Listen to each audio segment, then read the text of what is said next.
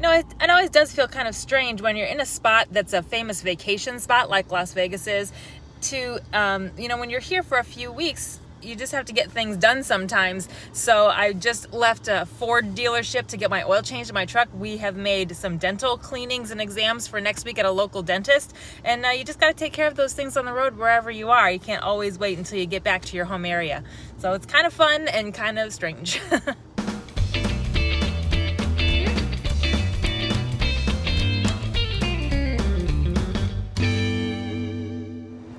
Day 2 of our chores that we're getting done in Las Vegas here. We're at the dentist. Jason's in the truck because he's finishing up a business call, so I'm going to go in for my exam first, and then we'll get some cleanings done. It's kind of funny. So while I'm in the truck here waiting for Jason to finish his exam and cleaning, I thought I'd talk a little bit about what we do for health insurance while we're on the road. So we don't have any dental insurance, and my hack for that is that I always look for new patient specials. So when we're traveling around the country, and of course you don't need to go to the dentist that often, but oftentimes dentists will offer a new patient special. Today I got an exam, x-rays, and cleaning for only $60 each, which is a great deal. So as long as you're just doing routine things, that's a good option. Now, even though Jason and I work full-time, or he works full-time and I work part-time from the RV, neither of us has health insurance through our employers.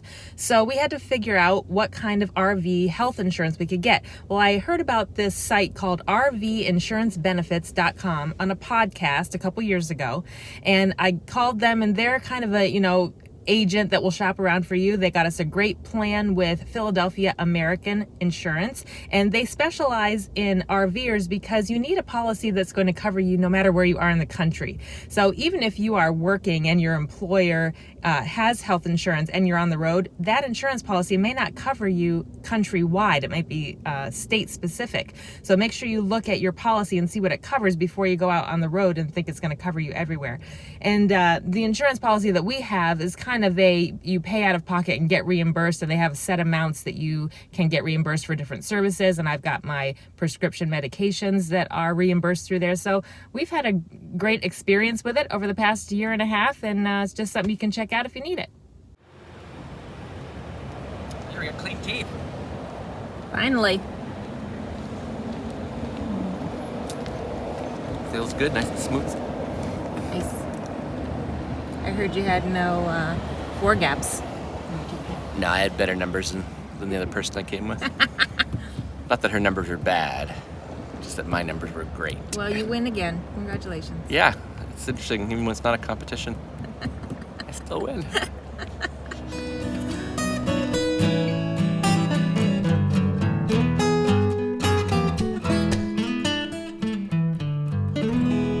About a half hour east of Las Vegas is the Lake Mead recreation area. There's a huge lake here, and Hoover Dam is also near here. So we're going to spend the afternoon driving around the lake and exploring and see if we can see something of Hoover Dam.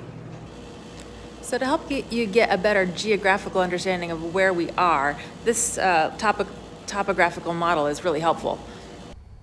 So here we are at Lake Mead, and Las Vegas is over here, and then the Colorado River flows here, and eventually goes up to the Grand Canyon. You can see the beginning of the canyon here, and then where we were in Arizona at the Grand Canyon is off to the east. So it flows out of the Grand Canyon and then down through Nevada, and the Hoover Dam creates Lake Mead. And then the water continues flowing down the Colorado River to some other lakes and other dams that feed water into the southwestern states. So when Hoover Dam was completed in 1935, it created Lake Mead, but it also flooded out several of the small towns that were here in this valley. You can see the little lights here of all the towns that used to be here.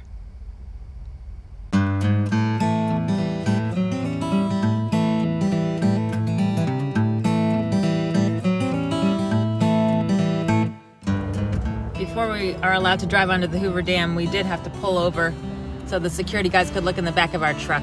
No fee, but the Colorado River system supplies all of the water for the seemingly the entire southwestern part of the United States, so they want to make sure that this is really safe and secure.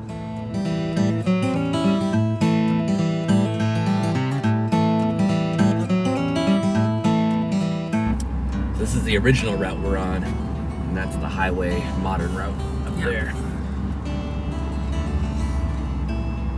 Yeah, because the dam was the road. That was the crossing. Right. I did not realize that Hoover Dam was so close to the border of Nevada and Arizona. So It is the border. As we cross the dam here, on the other side is Arizona time. So we pulled into the parking garage of the visitor center here at the Hoover Dam, and they told us that we couldn't fit a dually in there, that we had to go down to parking lot 9. So we came out and we drove down the road a little bit. It's probably about a half a mile away from the visitor center. And then we missed the turn. So the parking lot 9 is this, where the RVs and stuff are parked. So we went just down the road a little bit to parking lot 10, and it seems to be free here. That lot is $10. This lot is free. So I guess it's just a little bit farther walk, but we're gonna stay here. We parked okay? All right, let's go for a walk across the Hoover Dam.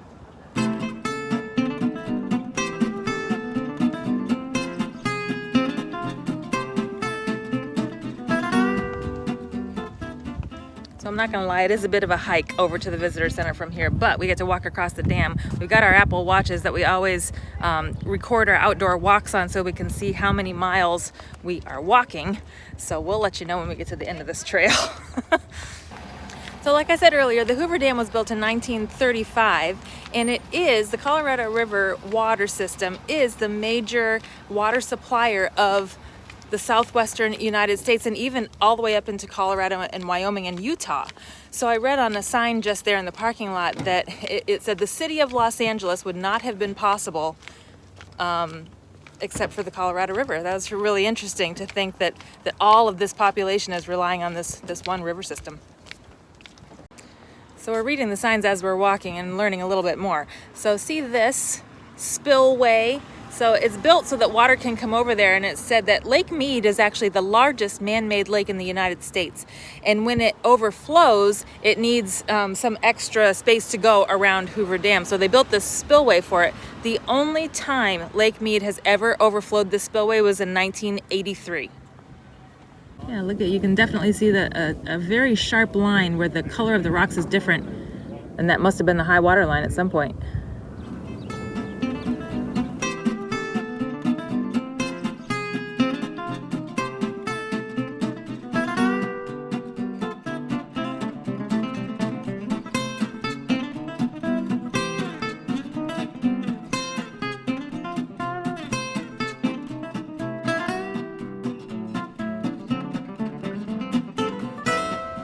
I love to see all of the retro signage here on the bridge. There's these gold-plated doors and retro-looking signage, and I just like to think that it was here when they built the bridge in 1935. Maybe it's reconstruction, but it looks cool anyway. Some really cool Art Deco statues here as well. So we've made it to the gift shop and cafe area. It's 0.62 miles from parking lot 9. The visitor center is actually a different building, a little bit closer, maybe like 0.55 miles. Yeah, 0.75. Okay. I don't know why our Apple Watches always record different distances for what we're walking. We're walking the same distance.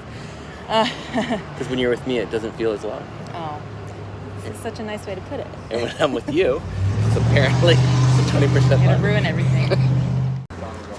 So the visitor center actually costs $10 to get into, and they also have some tours of the inner workings of the dam, but we're not going to do those today. We're just going to take a walk back to the truck. You know, I'm really surprised at the number of foreign languages I'm hearing spoken here today. I don't know, I just figured that Hoover Dam would be kind of a U.S. tourist destination, but not an international tourist destination. But yeah, plenty of foreign visitors here today. I think it's because it's close to Las Vegas. Probably so. Yeah.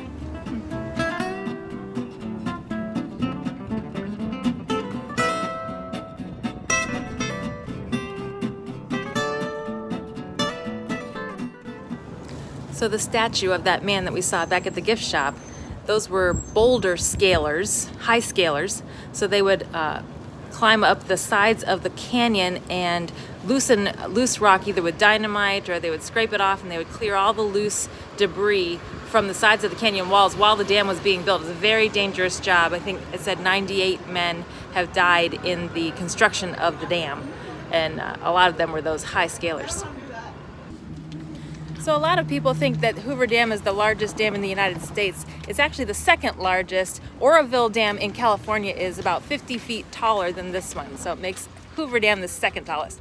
That was a nice walk. We got a good maybe hour, 45-minute hour walk in, and now we're gonna drive back towards Lake Mead. There's a little parkway, lake drive, scenic drive.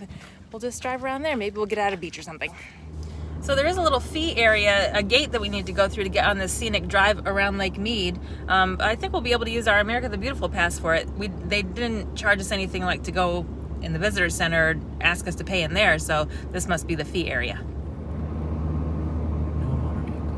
We're gonna turn down here to Boulder Beach. It looks like there's an RV park down there right on the water, but it is inside of the paid area. Boulder Campground Lake Mead RV Village. Just use our undercover dually powers. Gets us into any RV park. Doesn't really have anyone at the gate. Unnoticed by the locals. Yeah, that and parking at construction sites where there's a pile of dirt nearby. Yeah. You just gotta put one tire up in the dirt. No one will ever bother you. Nice view.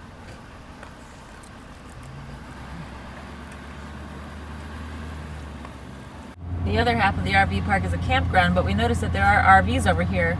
I mean, mostly. The difference is that there's no sewer hookups over here. Water only. Do you see electric posts? No, in fact, that guy's got a generator there. So maybe water only. Right.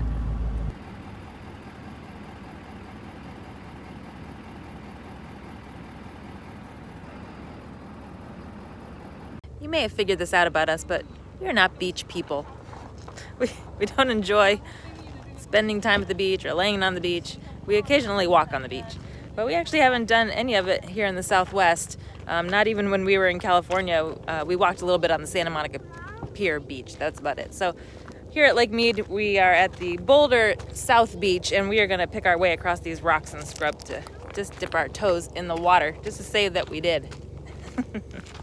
Man, we are looking forward to getting back east. Eastern beaches are not like these beaches.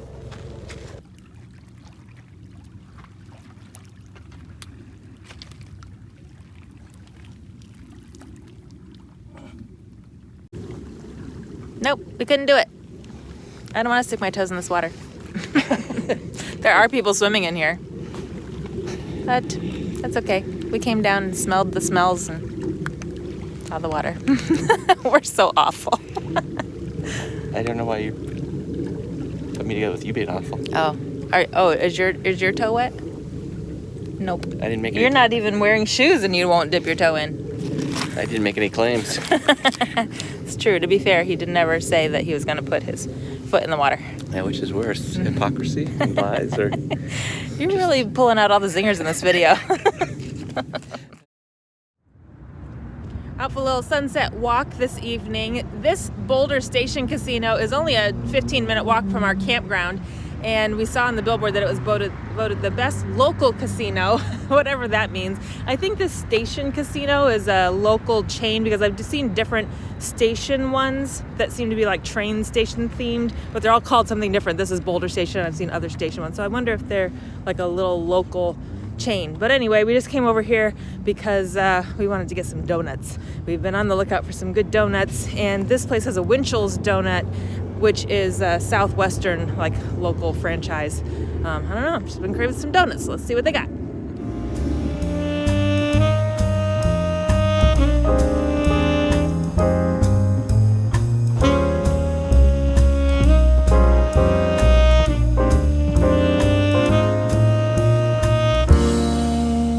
Find the Winchell's Donuts in the Boulder Station Casino, but they didn't have very much variety, so we're back of the truck. We drove down the street a little bit to Donut Time, which is a 24-hour donut place. Let's see what they've got.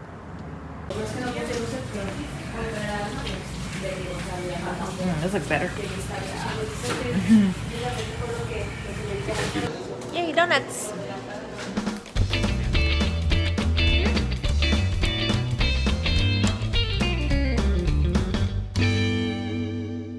Today we're exploring the Red Rock Canyon National Conservation Area. This is right outside of Las Vegas. It only took us about a half hour to get here from our campground. And it's not a national park, but it is a national conservation area, so we did get in for free with our America the Beautiful pass. Otherwise, it costs $15. But you do have to make a reservation online for a timed entry before you get here. So we did that last night. We had to pay $2 for the reservation fee. And this area of Red Rock is basically a 13-mile scenic loop drive that goes one way. And that's kind of what you're paying for, is to get onto the scenic drive.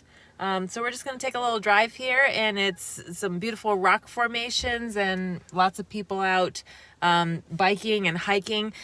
There was a sign that explained the difference between a park and a conservation area is that a national park is more concentrated on recreation. So there might be a lot of campgrounds and hiking trails and stuff. There is hiking trails and some rock climbing here, but it's not so focused on recreation. It's more about education and conservation.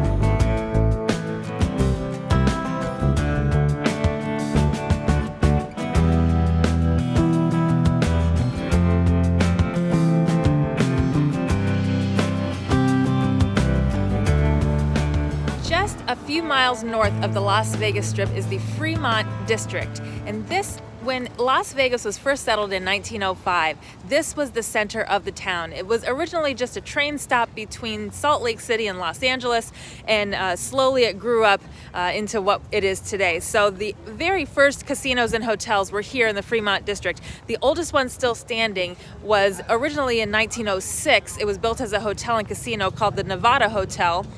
And then in 1909, Las Vegas outlawed gambling.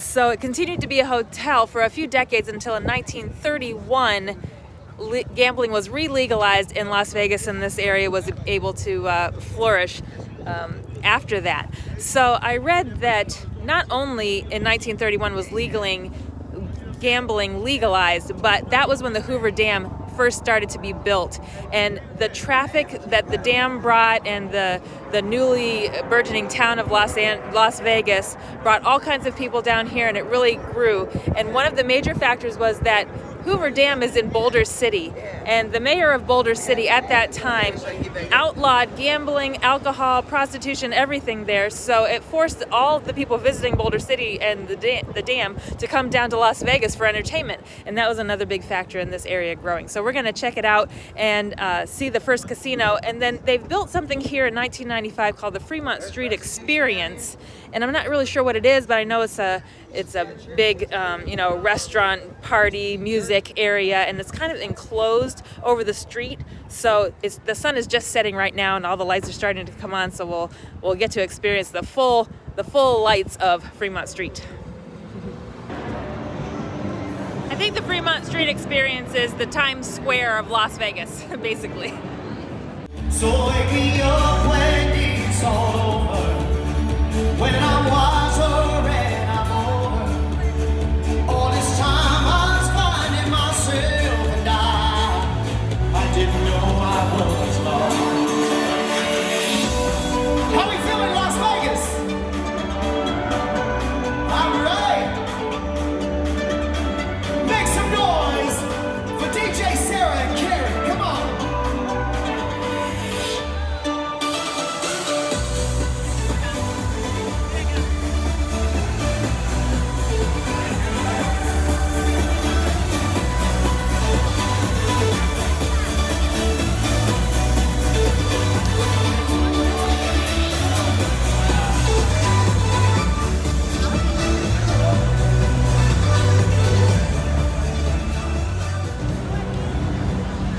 right out the north entrance of Fremont Street Experience is the Golden Gate Casino and Hotel, which is the oldest one that was built here in 1906 and has been operating, at least as a hotel, continuously since then.